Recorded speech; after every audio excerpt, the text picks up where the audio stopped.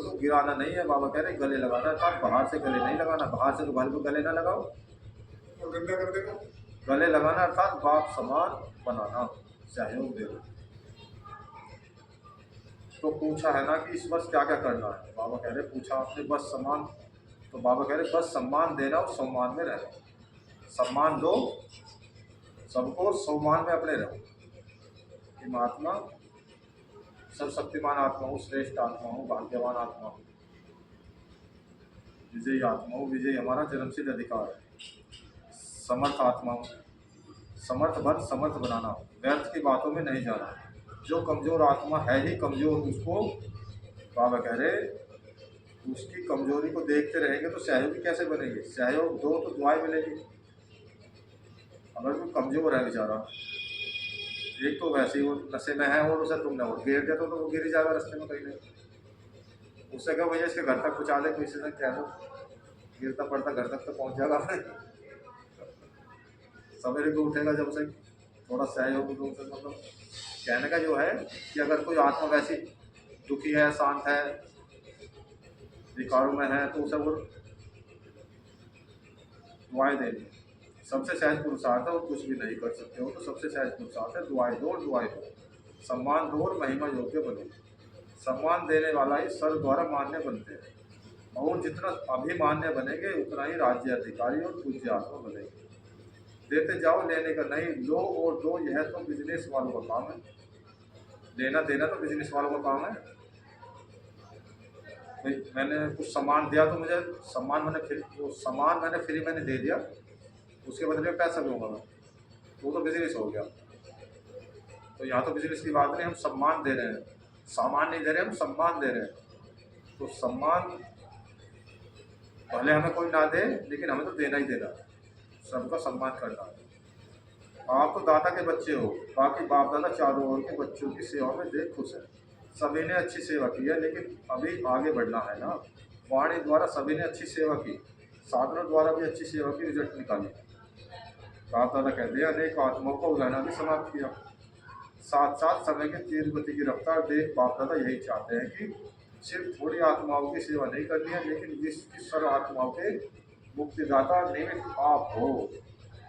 देखो बाबा हमें कितना ऊंचा उठा रहे हैं कि आप ही हो सबके मुक्तिदाता, जीवन मुक्तिदाता। क्योंकि बाप के साथी हो तो समय की रफ्तार प्रमाण अभी एक ही समय इकट्ठा 3 सेवाएं करनी है। कौन कौन सी सेवाएं बताई बाबा ने?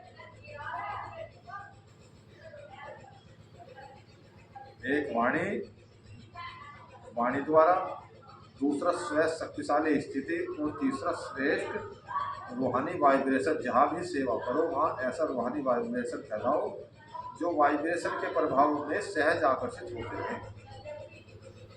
एक तो वाणी के द्वारा, एक अपनी स्थिति के द्वारा और श्रेष्ठ रूहानी वाइब्रेशन के द्वारा, 3 सेवा बताई गई है।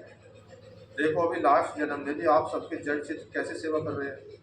क्या वाणी से बोलते, वाइब्रेशन ऐसा होता जो भक्तों की भावना का फल सहज मिल जाता है।